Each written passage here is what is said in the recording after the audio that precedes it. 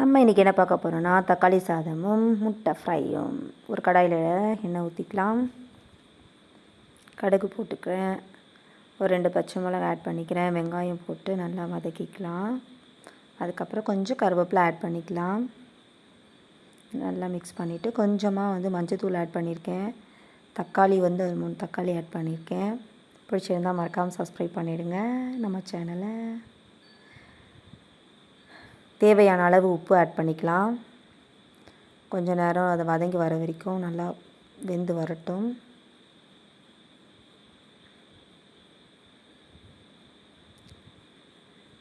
நல்லா வெந்து வந்துருச்சு.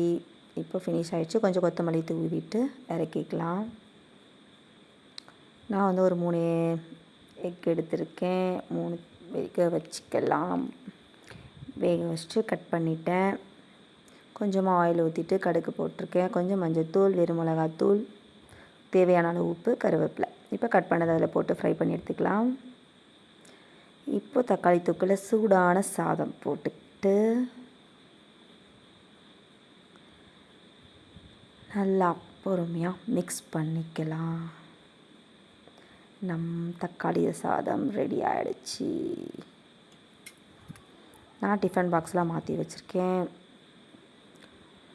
எக் ஃப்ரையும் ரெடி ஆகிடுச்சு. டுடே லன்ச் இதான். Okay bye. வேறு ஒரு வீடியோவில் சந்திக்கலாம்.